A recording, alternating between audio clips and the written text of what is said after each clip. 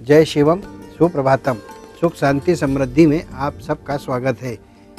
दर्शकों, आज हम चर्चा करेंगे नक्षत्रों के आधार पर, और वह भी वह नक्षत्र जिसको लेकर प्रत्येक व्यक्ति चिंतित होता है।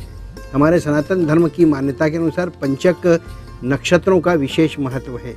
यहाँ पर आज हम जो पंचक नक्षत्रों की जानकारी दे रहे हैं वह धनिष्ठा से लेकर रेवती नक्षत्र तक आने वाली जो नक्षत्रों की कड़ी होती है उसे पंचक कहा जाता है। हमारे यहाँ भारतीय संस्कृति में सनातन धर्म के आधार पर जब शुभ विवाह संपादित किया जाता है तो उसे संस्कारों की श्रेणी में लिया जाता है। 16 प्रकार के संस्कार हिंदू धर्म के अनुसार विशेष रूप से माने जाते हैं। उसमें मरण संस्कार को भी प्राथमिकता दी गई है। प्राथमिकता के आधार पर जब कभी कहा जाता है कि किसी व्यक्ति की मृत्यु पंचक के काल में होती है तो वह चिंतनीय होती है। कुछ स्थानों पर शास्त्रों में यह भी कहा है कि जो पापात्मा होती है पंचक को उनका निर्वाण होता है, उनकी मुक्ति होती है। पंचक में मरने पर यह उसकी खबर सुनाई देने पर ऐसी कोई भी स्थिति बनती हो तो यह सर्वमान्य प्रामाणिक सिद्धांत है कि 5 मृत्यु के समाचार हमें प्राप्त होते हैं या 5 लोगों की मृत्यु होती है, ऐसा कहा जाता है और इसके प्रमाण भी देखने को मिलते हैं। लेकिन बंधुओं, इसका पंचक का केवल मृत्यु काल को ही लेकर विचार किया जाता है, यही विचार नहीं है। इसके अलावा पंचक में कहा जाता है कि जो 5 गुना फल देने वाला होता है वह मनुष्य को बड़ा फलकारी भी होता है। 5 गुना जब फल हमें प्राप्त होते हैं तो निश्चित रूप से कहा जाता है कि कम श्रम साध्य में हमें अत्यधिक लाभ की प्राप्ति होती है। कई लोग पंचक में व्यापार भी आरंभ करते हैं। विशेष रूप से पंचक को लेकर एक बड़ी भ्रांति है। लोगों के अंदर भय होता है। जिस प्रकार से मंगल और शनि को लेकर और राहु को लेकर जिस प्रकार से भ्रांतियां फैलाई गई है, उन भ्रांतियों के आधार पर लोग भयभीत होते हैं। इसी प्रकार से पंचक को लेकर भी अनेकों भ्रांतियां फैलाई हुई है और उन भ्रांतियों से मनुष्य डरता है। लेकिन इसमें डरने की कोई बात नहीं होती है। पंचक नक्षत्र जो होता है शुभ विवाह के काल में या फिर जो है अन्य किसी भी कार्य में बाधक नहीं होता है। पंचक नक्षत्र जो होता है उसे अग्नि संज्ञक भी कहा गया है, दग्ध संज्ञक नक्षत्र भी कहा गया है। इस नक्षत्र में केवल अग्नि कर्म जो है वो वेदित होते हैं या बाधित होते हैं या नियंत्रित होते हैं। जैसे दाह संस्कार हो या कोई भी यज्ञ पूजन में जब कभी हम हवन आदि करते हैं, महायज्ञ आदि होते हैं, तो उसमें पंचक का विचार किया जाता है, क्योंकि वहाँ पर अग्नि को दाह करा जाता है, कहीं पर अग्नि को प्रज्वलित किया जाता है। अग्नि से संबंधित किसी भी संस्कार को यदि हम करना चाहते हैं तो उस पर ध्यान रखा जाता है। शुभ विवाह के काल में भी यदि पंचक के काल में रसोई की अग्नि को हम जलाते हैं तो उसे शुभ नहीं माना जाता है। पंचक काल में कोई भी अग्नि कर्म नहीं करना चाहिए। और कहा जाता है कि जब पंचक का काल आता है तो उस पंचक के काल में प्रत्येक व्यक्ति को अपनी क्रोध अग्नि पर भी नियंत्रण करना चाहिए। अब पंचक में किसी व्यक्ति की मृत्यु हो जावे तो क्या करना चाहिए, ये बड़ा विचारणीय बात होती है। कहा जाता है कि उस प्रेत की दाग से पूर्व जब उसकी अर्थी सजाई जाती है तो उसमें 5 पुतले बनाकर आटे के, वह पुतले जो जौ के आटे से बनते हैं उसके साथ रखे जाते हैं ताकि पंचक दोष का निवारण हो सके। और उन 5 पुतलों को उस शव के साथ अर्थात उस प्रेत जीव के साथ में दाह कर दिया जाता है। इससे दोष का शमन भी होता है। कहा जाता है कि पंचक का जो काल होता है यह बड़ा सावधानी का होता है। पंचक के काल में किसी प्रेत को दाह देने में लोग संकोच भी करते हैं। कई बार प्राचीन काल की व्यवस्था और धार्मिक परंपराओं को जो मानने वाले लोग होते थे वह अपने शव को 5 दिन तक रोककर भी रखते थे और पंचक में दाग नहीं देते थे। लेकिन अब इस परंपरा का विलोप होते जा रहा है, क्योंकि मानव जो है कई बातों को अपने शिक्षा के आधार पर भी समझने लगा है। परंपराओं पर पूर्ण विश्वास आस्था तो रखता है, लेकिन शिक्षा के आधार पर जो उसे ज्ञान प्राप्त होता है उस ज्ञान के मार्ग से 5 पुतलों को रखकर यदि यह दोष का शमन होता है तो वो उसे स्वीकार करता है और उसके आधार पर शव को जो है दाग दिया जाने लगा है और यह कार्य संपादित होता है। पंचक में यदि हम कोई भी व्यापार का कर्म करते हैं, कोई भी कर्म करते हैं, जब हमें 5 गुना फल देता है तो इसके विषय पर हम आपको आगे जानकारी देते रहेंगे। आप लगातार हमसे जुड़े रहें। अब आया है समय आपके 12 राशि फल का। सबसे पहले मेष राशि। मेष राशि के जातक, आज आपको उन्नति के अवसर सुलभ होंगे। साथ ही शिक्षा के क्षेत्र में यदि आप विद्यार्थी हैं तो उच्चता प्राप्त करेंगे। कहीं ना कहीं से प्रतियोगी परीक्षाओं में आप सफल होंगे। दिन आपको शुभता का संदेश देता हुआ प्रतीत होता है। वृषभ राशि के जो जातक है, कम मेहनत करना होगी, लाभ आपको आज ज़्यादा मिलेगा। श्रम के अनुपात में लाभ के अवसर अधिक होंगे। लाभ को पाने के लिए आप ध्यान रखें, लापरवाही न बरतें, निरंतर अपने कार्य के प्रति समर्पित रहे। लगातार अपने कार्य को करते रहेंगे, उतना ही आपको लाभ की प्राप्ति भी होगी। मिथुन राशि के जो जातक है, इस बात को आज ध्यान रखें कि किसी भी कार्य को करने जाएं तो कार्य करने के पहले किसी प्रकार का भ्रम न पालें। निर्भीक और सटीक निर्णय लेकर अपने कार्य को संपादित करेंगे। सारे क्षेत्रों में आपको लाभ की प्राप्ति होगी। यहाँ तक कि आपके किए हुए कार्य की कीर्ति पताका भी फहरेगी और आपको आज यश मिलेगा, यशोगान होगा। दिन आपके लिए बहुत शुभ है, इस बात का आपको ध्यान रखना है। कर्क राशि के जो जातक हैं, ध्यान रखिएगा, चित्त की चंचलता आज आपको परेशानी में डाल सकती है। किसी भी स्थान पर आप रहें, आपको ध्यान केंद्रित रखना होगा अपने कार्य के प्रति। कार्य पर जितना आप समर्पित होंगे उतना ही लाभ ले सकेंगे। विशेष रूप से आज आपके कार्य क्षेत्र में कुछ ऐसा व्यवधान आ सकता है जो आपके अत्यधिक आत्मविश्वास के कारण हो सकता है। आत्मविश्वास से बचें, इस बात का ध्यान रखना है आपको। आगे जो है आप सफलताएं भी प्राप्त करेंगे। अब आता है एक छोटे से अंतराल का काल। मिलते हैं एक छोटे से अल्प विराम के बाद।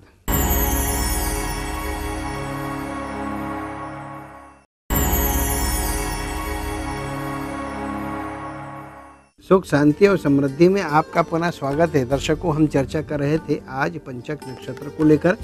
पंचक का नक्षत्र जब लगता हो, हमें इन 5 दिनों में क्या सावधानी बरतना चाहिए, क्या कदम उठाना चाहिए। यदि इस बीच में हमारे किसी मिलने वाले के परिवार में या आपके स्वयं के परिवार में कोई अनहोनी घटती हो, किसी व्यक्ति का मोक्ष होता हो, तो उस दशा में क्या क्या सावधानी रखना चाहिए, यह एक बड़ा विशेष प्रकरण माना जाता है। क्योंकि जिस प्रकार से 16 संस्कारों में निर्देशन दिए गए, उस निर्देशन के अनुसार यदि पंचक में किसी भी व्यक्ति का परिवार में या किसी अन्य भी स्थान पर जहाँ की सूचना आपको मिलती हो, उस पर ध्यान रखने की आवश्यकता होती है। कुछ लोग पंचक के नक्षत्रों को नहीं मानते हैं तो उन्हें आगे जाकर कुछ परेशानी भी होती है। ध्यान रखिए, परेशानी का तात्पर्य यह नहीं कि हम आपको भयभीत करें, हम केवल एक मार्गदर्शक हैं, हम आपको एक अच्छा सा मार्गदर्शन दे रहे हैं। आप ध्यान रखें, पंचक के काल से डरे भी नहीं, लेकिन उसके प्रति लापरवाह भी न रहे, इस बात का ध्यान रखें। क्योंकि सनातन धर्म के अनुसार पुनर्जन्म की परंपरा है, मोक्ष होता है और पुनर्जन्म होता है।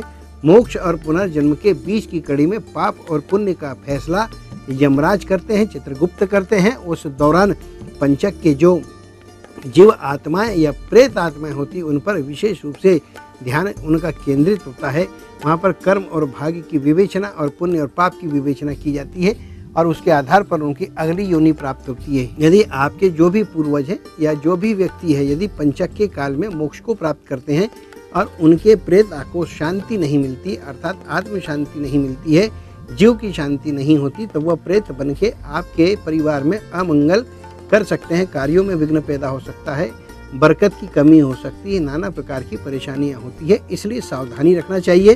सनातन धर्म में इससे संबंधित निर्देश और निर्णय लिए गए हैं जो आपके सामने शास्त्रों के माध्यम से प्रस्तुत किए गए हैं, उनका अनुपालन करना चाहिए। किसी भी प्रेत का यदि पंचक योग में मोक्ष होता हो, उस दशा में 5 पुतले रखकर दाग देने के पश्चात भी आपको अपने घर में विशेष रूप से गरुड़ पुराण का पाठ कराना चाहिए। गरुड़ पुराण का पाठ विधि विधान से करना चाहिए। गरुड़ पुराण का पाठ करने के साथ साथ छतरी का दान, खड़ाऊ का दान, वस्त्रों का दान, पात्र का दान और उससे संबंधित उसके साथ में तुलसी की माला का दान, और तुलसी की माला के साथ में जो 5 प्रकार की चीज़ें रख के दी जाती हैं, उन 5 चीज़ों का दान करना चाहिए। पंचक की शांति को विधि विधान से करना चाहिए। विधान के अंतर्गत जो वस्त्र का दान करते हैं, उस दान में चने की दाल उस एक कोने में उस कपड़े में बांधना चाहिए। उसके साथ में जो है पूजा की सुपारी, दक्षिणा, पात्र, उसके अंदर जनेऊ, तुलसी की माला और उसके साथ में कुशा की आसनी, इतनी चीज़ें जो है ब्राह्मणों को दान करना चाहिए। ब्राह्मणों के अलावा हमारे भारतीय संस्कृति के अनुसार यदि मोक्ष के लिए हम यदि प्रेत भोज कराते हैं या 13वीं की शांति कराते हैं, तो उसमें जो है घर के मानों को भी बिठाते हैं। मान अर्थात बहन बेटियों के पति को कहा जाता है। उन्हें जब हम मान जो होते हैं, उन्हें भी इस प्रकार से ही दान करना चाहिए जो हम ब्राह्मणों को दान करते हैं। ऐसा करते हुए आप उसके अलावा काक अर्थात कौवे का, कुकर यानी कुत्ते का, और उसके साथ में जो है अनेक प्रकार के जैसे गौ का और उसके बाद ब्राह्मण का, ये सब भोजन कराना चाहिए या इनकी भी पत्तलें निकालना चाहिए। यह सब करके पंचक की शांति को विधि विधान से करना चाहिए। पंचक के मंत्रों के आधार पर खंड में पिंड और पिंड में खंड, इन सबको एकत्र करते हुए विकट पिंड में मिला देना चाहिए। ऐसा करने से जो है आपके घर में जो जीव का मोक्ष होता है उसकी आत्मा को पूर्ण शांति प्राप्त होती है और वह प्रेत न रहकर उसे मुक्ति मिलती है और मुक्ति भुक्ति को पाकर वह अपने अगले जन्म को पुनर्जन्म को प्राप्त करता है, जो हमारी सनातन धर्म की मान्यता है उसके अनुसार। अब लगातार यदि हम देखते हैं कि पंचक का नक्षत्र है, कई बार ऐसा होता है कि कुछ लोग शुभ विवाह की मुहूर्त निकालते हैं या कोई व्यापार की मुहूर्त निकालते हैं और उन 5 दिनों में यदि कोई शुभ मुहूर्त आता है और व्यापार आरंभ करने की दशा होती है तो व्यापार में यह बाधित नहीं होता है, क्योंकि 5 गुना यह फल देने वाला है। इससे हमें 5 गुना फल की प्राप्ति होती है। शुभ विवाह में भी केवल अग्नि की जो रसोई की जो अग्नि होती है उसे जागृत करने के समय में पंचक के काल का विशेष रूप से ध्यान रखना चाहिए। बस इसके अलावा पंचक आपको सदैव लाभ देने वाला होता है। जिस प्रकार से द्विपुष्कर योग, त्रिपुष्कर योग होते हैं उसी प्रकार से पंचक योग होता है। यह आपको 5 गुना फल देता है। 5 गुना फल को देने वाला यह योग सर्वदा पूजनीय है, चाहे वह कोई भी संस्कार हो, चाहे वह जन्म मरण परण से संबंधित संस्कार हो या हिंदू धर्म के 16 संस्कार हो। 16 संस्कार के अंदर पंचक का विशेष ध्यान रखना चाहिए और जब कभी हो इसमें दान पुण्य भी करते रहना चाहिए। ऐसा करने से भी मनुष्य जो है मुक्ति और भुक्ति और मोक्ष सुंदर पाता है। ऐसा शास्त्रों में कहा गया, ऐसा वेदों ने कहा है, ऐसा शिव उवाच में भी कहा गया है। जो मरण के कारक माने जाते हैं, इस बात को हमेशा ध्यान रखना चाहिए कि पंचक में हम सावधानी बरतें, लापरवाही न करें, लेकिन डरें भी नहीं। दर्शकों, अब आता है आपके 12 राशि का क्रम।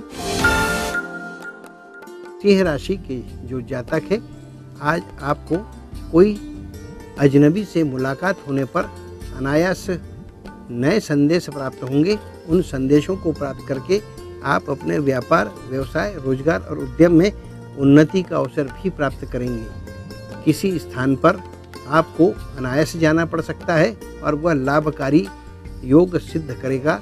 आज आपको सिद्धियां भी प्राप्त होगी अपने कार्यों के क्षेत्र में।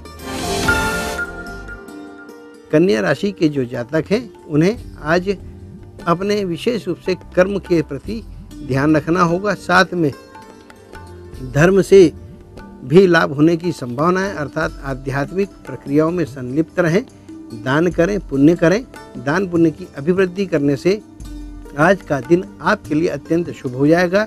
आपको नाना प्रकार के फलों की प्राप्ति होगी। तुला राशि के जो जातक हैं उन्हें पर्यटन के अवसर प्राप्त होंगे। अपने मित्रों के साथ में रमण और भ्रमण करने का अवसर मिलेगा। इस बीच में पुरानी बातें याद करके आप अपने आप में तंदुरुस्ती महसूस करेंगे। साथ ही खुशी और प्रसन्नता के भाव भी जागृत होंगे। वृश्चिक राशि के जो जातक है, चर्म रोग होने की संभावना, चर्म रोग से आप पीड़ित रह सकते हैं।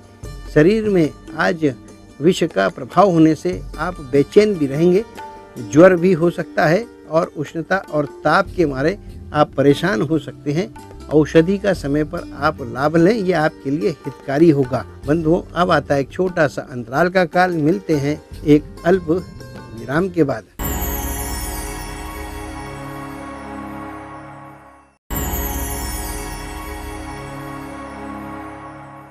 सुख शांति समृद्धि में आपका पुनः स्वागत है।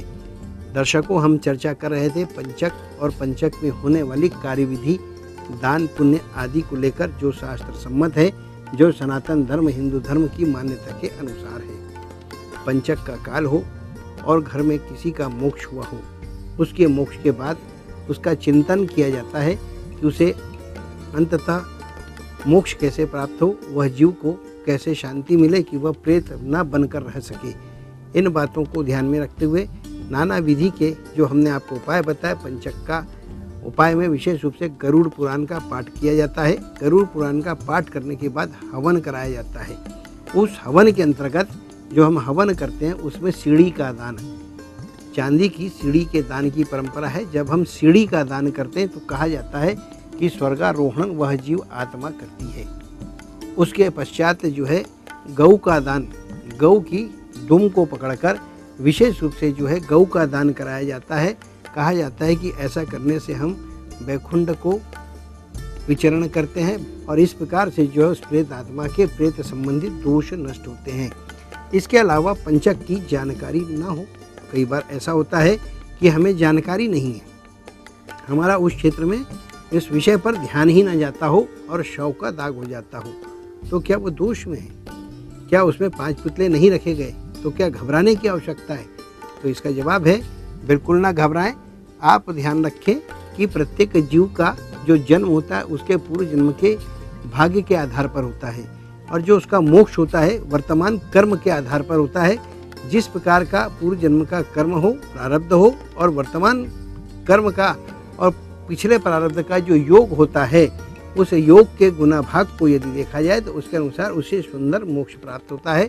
मोक्ष चाहे किसी भी प्रकार का हो वह सुंदर होता है, चाहे उसमें जीव का शमन हो या ना हो, जीव को शांति मिले या ना मिले, लेकिन मोक्ष सुंदर माना जाता है। क्योंकि प्रत्येक जीव इस संसार में आता है, उस पिंड की निर्धारित आयु होती है, निर्धारित आयु के क्रम के पश्चात उसे पुनः जो है उस विकट के साथ जुड़ना ही होता है जहाँ से वो आया है। इसलिए ध्यान रखें कि जब कभी हम पंचक की शांति कराते हैं, उस पंचक की शांति में प्रेत की शांति का विशेष विधान है, जिसमें सीढ़ी के गौदान के साथ हमने जो आपको पिछले दान बताए हैं, उन दानों को करने से आपके कुल की रक्षा होती है, आपके कुल में हानि नहीं होती है, ना धन की हानि होती है, ना जन की हानि होती है, और ना ही किसी भी प्रकार से कोई क्षति होती है। यहाँ पर एक बात और प्रकट करना चाहेंगे कि पंचक शब्द सुनने के बाद कई बार लोग मृत्यु के उस अंतिम यात्रा में भी नहीं आते हैं और डरते हैं। इसमें डरने की आवश्यकता नहीं है। यदि उस परिवार के लोग पितरों की शांति में यदि 5 पुतले न रखते हो या उन्हें ज्ञान न हो, तो गरुड़ पुराण का पाठ अन्य व्यक्ति भी उसका करा सकता है। क्योंकि मोक्ष के मार्ग में कोई भी व्यक्ति किसी भी व्यक्ति के लिए सहायक हो सकता है, उसके लिए कुल का हो ऐसा अनिवार्य नहीं है। लेकिन यहाँ पर यदि हम किसी दूसरे व्यक्ति को हिस्सेदारी नहीं करने देना चाहते हैं, और यदि उस दशा में ऐसी परिस्थिति है कि हमें पंचक का ज्ञान नहीं था, या हम लोग काल देश की परिस्थिति में उलझे थे और उसकी वजह से हमने मोक्ष का जो दाग है, जो जीव का दाग है, वो हमने कर दिए हैं, तो उससे बचने के लिए क्या करना चाहिए आप ध्यान रखें। 1 वर्ष तक एकादशी और अमावस्या की शुभ तिथि पर विशेष रूप से ब्राह्मण को भोजन कराना चाहिए। गऊ का, कुकर अर्थात कुत्ते का, काक अर्थात कौवे का हिस्सा निकालना चाहिए, और लगातार ऐसे करने के साथ साथ जो सतवाई अमावस्या आती है, उस सतवाई अमावस्या पर सत्तू का दान करना चाहिए, एक कलश में भर के, और या फिर सत्तू के जो पिंडे हैं उनका बहती हुई नदी में पितरों के नाम से तर्पण करते हुए विसर्जन करना चाहिए। ऐसा करने से भी जो है पंचक दोष का निवारण होता है। ऐसा कई स्थानों पर वर्णन भी किया गया है। अब पंचक की यहाँ पर शांति का विधान तो आपने जाने, लेकिन पंचक की उस दूसरी प्रक्रिया को जानिए जिसमें आपको वो 5 गुना फलकारी होता है। जब हमें 5 गुना किसी बात का फल मिलता हो तो हमें उस दशा में अच्छे कार्य भी करना चाहिए। जैसे अक्षर ज्ञान से संबंधित कोई मुहूर्त शुभ आता हो, शुभ दिवस के आधार पर, तिथि तो हम आपको बता ही रहे पंचक की, या उसके अलावा अन्य कोई कारण ऐसा बनता हो जिसमें अमृत का योग आता हो, जिसमें उच्चता और शुभता प्राप्त होती हो, तो अक्षर ज्ञान जैसे विधान का पूजन करना चाहिए। क्योंकि उससे मनुष्य की बुद्धि 5 गुना तीव्र चलती है, और 5 गुना तीव्र बुद्धि चलने से वो 5 गुना कुशल भी होता है। जब 5 गुना कुशल होगा तो निश्चित रूप से लोक कल्याण, लोक हित करने वाला मंगलकारी जीव होता है, और उसे 5 गुना राजयोग भी प्राप्त होता है, कीर्ति भी प्राप्त होती है। ऐसा वेद और शास्त्रों का वर्णन भी कहा गया है। ऐसे अनेकों संस्कार हैं जिनको किया जाता है, लेकिन यहाँ पर ध्यान रखें, अब 5 गुना फल देता है। और उस दशा में यदि हम अन्नप्राशन कर दें, अर्थात सबसे पहले जब बच्चे को भोजन कराते, तो इसका यह अर्थ कतई नहीं होता कि वो 5 गुना भोजन करेगा। इस बात का आप ध्यान रखें।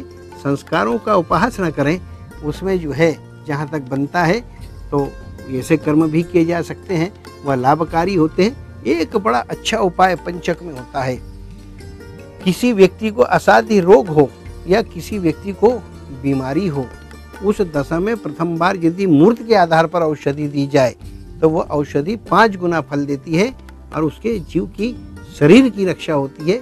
ऐसा वेद और शास्त्रों ने भी, आयुर्वेद शास्त्र के माध्यम से व्याख्या की है, ज्योतिष शास्त्र ने भी व्याख्या की है।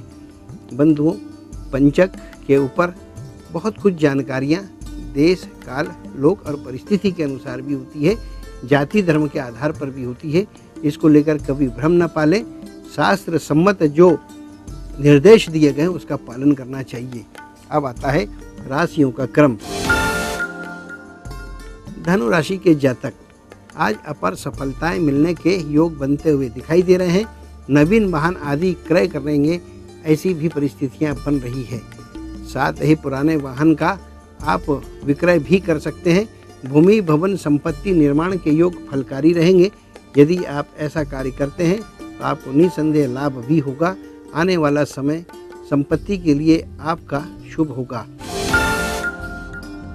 मकर राशि के जो जातक हैं, शारीरिक व्याधि आपको सता सकती है। शारीरिक व्याधि होने से मानसिक चिंता रहेगी और तनावग्रस्त हो सकते हैं, और तनाव के कारण कुछ बेचैनी रहेगी और सारे कार्यों में आपको असफलता मिल सकती है, क्योंकि आप अनमने मन से कार्य करेंगे। चित्त की स्थिरता के लिए आप अपने इष्ट मंत्र का पाठ करते रहें, वह आपके लिए हितकारी होगा। चहु ओर से आपको लाभ होने के योग बनते हुए दिखाई दे रहे हैं। धन का निवेश करना आपके लिए हितकारी होगा। साथ ही आप ध्यान रखें, यदि आप जल और मिट्टी से संबंधित कार्य करते हैं तो आपको अनुत्तम और प्रचुर लाभ होने की संभावनाएं बनती हुई दिखाई दे रही है। मीन राशि के जातक आज आपको नाना प्रकार के उपहार मिलने की संभावना है। सोना, चांदी ऐसी धातु का भी उपहार मिल सकता है। आज का दिन आपका शुभता का है। यदि आज के दिन आपका जन्म हुआ है तो निसंदेह आज आपको बड़ी अपार सफलता भी प्राप्त होने की संभावनाएं बनती है, योगकारी होगी। ध्यान रखना एक बात का है कि आप तीव्रता से किसी भी निर्णय को न लें। लिया हुआ निर्णय आज आपका नुकसानदेह हो सकता है। यदि आप तीव्र बुद्धि से निर्णय लेते हैं तो निर्णय लेने से पहले आप सहज भाव में रहें, यह आपके लिए हितकारी होगा। बंधुओं, अब आता है आज का अचूक उपाय। मन की शांति के लिए यदि हम अचूक उपाय करना चाहें, यदि आप पुरुष हैं तो ध्यान रखें, आप सिद्ध कुंजिका स्त्रोत का पाठ करें, बलि को अर्पण कर दें या गले में धारण करा दें। ऐसा करने से आपके मानसिक स्थिति में जितनी भी विकृतियां वो दूर होगी और आप जो है स्वतः शांत चित्त हो जाएंगे। और यदि आप महिला हैं, आपके चित्त में अशांति है, तो शांति यदि आप पाना चाहते हैं तो आप सप्तशती के अंतर्गत दिया गया अर्गला स्त्रोत का पाठ कर लें। अर्गला स्त्रोत का पाठ करने के पश्चात अर्गला स्त्रोत के मंत्रों की संख्या के अनुरूप जो है आप किसी फल का दान कर दें। आप देखेंगे आपके चित्त में शांति के भाव उभर जाएंगे और आप आनंद से अपने जीवन के शेष हर फल को प्राप्त करेंगे। इसी के साथ आप देखते रहें हमारा सुख शांति समृद्धि यह कार्यक्रम। प्रतिदिन नई जानकारियों के साथ मिलेंगे फिर हम आपसे कल। जय शिवम।